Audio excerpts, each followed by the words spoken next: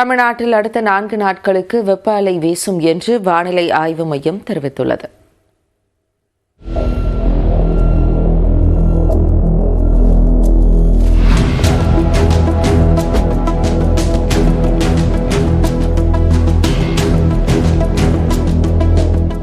தமிழ்நாட்டில் நேற்று 13 இடங்களில் வெயில் சதமடித்தது.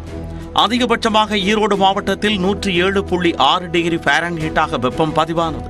இதேபோன்று திருப்பத்தூரில் 106.88, சேலத்தில் 106.7, தருமபுரி மற்றும் கரூர் பரமத்தியில் தலா 105.8 டிகிரி ஃபாரன்ஹீட் வெப்பம் பதிவாகியுள்ளது.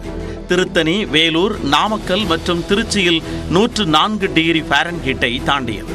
இந்த நிலையில் தமிழ்நாட்டின் வட மாவட்டங்களில் ஓரிரு இடங்களில் வரும் 30ஆம் தேதி வரை வெப்ப அலை வீசக்கூடும் என வானிலை ஆய்வு மையம் எச்சரித்துள்ளது. அதிகபட்சமாக வட தமிழ்நாட்டின் உள் மாவட்டங்களில் 107.6 டிகிரி ஃபாரன்ஹீட் வரை வெப்பம் பதிவாகும் என்றும், இதர மாவட்டங்கள் புதுச்சேரி மற்றும் காரைக்கால் பகுதிகளில் 102.2 டிகிரி ஃபாரன்ஹீட் வரை வெப்பம் பதிவாகும் எனவும் தெரிவிக்கப்பட்டுள்ளது. சென்னை மற்றும் புறநகர் பகுதிகளில் அதிகபட்ச வெப்பநிலை 98.6 டிகிரி ஃபாரன்ஹீட் வெப்பம் பதிவாகும் என வானிலை ஆய்வு மையம் கணித்துள்ளது. இதனிடையே தலைநகர் சென்னையில் இனிமேல்தான் வெயில் அதிகரிக்க தொடங்கும் என வானிலை ஆய்வாளர் ஸ்ரீகாந்த் தெரிவித்துள்ளார். நியூஸ் 18 தமிழ்நாடு தொலைக்காட்சிக்கு பேட்டியளித்த அவர், ஜூன் மாத தொடக்கத்திலும் வெப்பத்தின் தாக்கம் குறையாது என்பதால் பள்ளிகள் திறப்பை தள்ளி போட பரிசீலிக்கலாம் என கூறியுள்ளார்.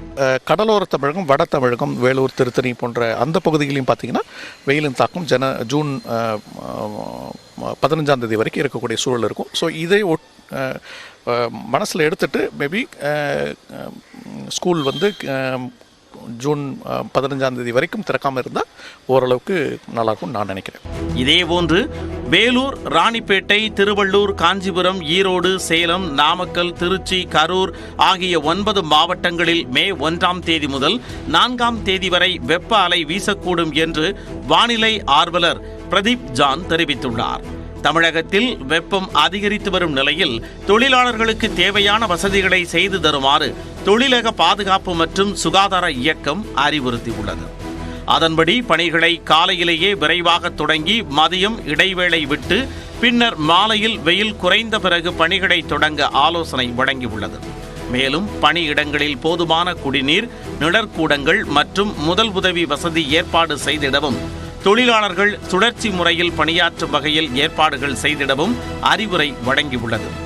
இந்த கோடை வெப்பத்தை எதிர்கொள்ளும் வகையில் சென்னையில் பொது இடங்களில் குடிநீர் வசதி ஏற்படுத்தப்பட்டுள்ளது.